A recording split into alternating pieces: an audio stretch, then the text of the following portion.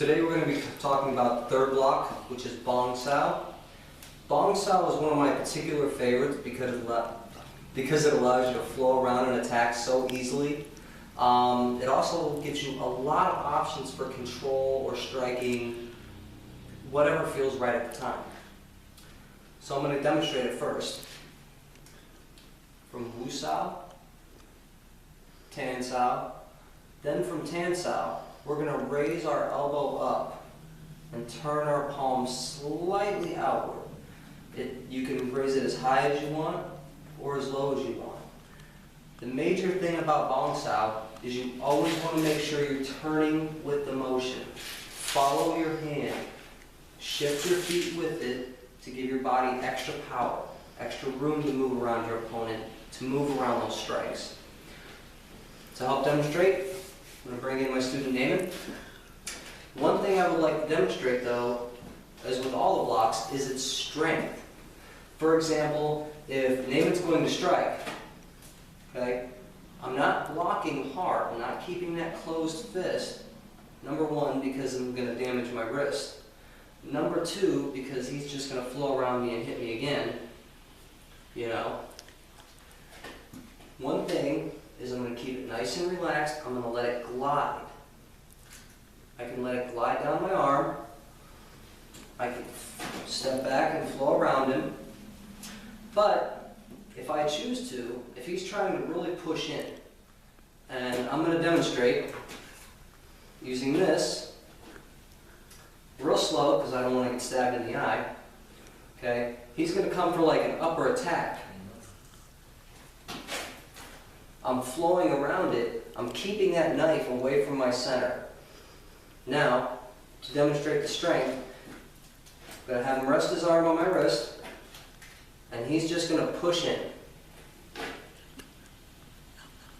Mind you, for safety's sake, my body is turned. The knife is not going to hit me. But the block is strong because of my elbow. That's good. I don't want to get stabbed. But the idea being, we can actually flow very, very seamlessly with attacks. If he's striking with his right arm, right here, left,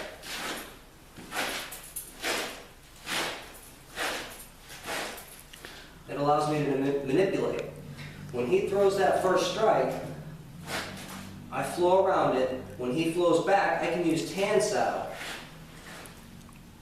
Flows right into it. I can go into Bong Sau and keep flowing. All of your techniques are combined so that you don't have to work very hard to control your opponent.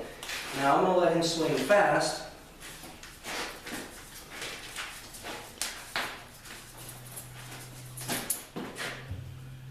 It allows you to get in and around your opponent's strikes so quickly and so concisely.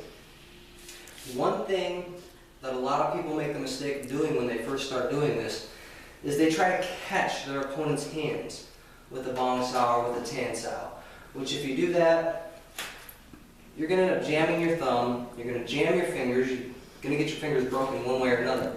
A lot of times, if you try to catch your opponent's strike, you miss. You glance off.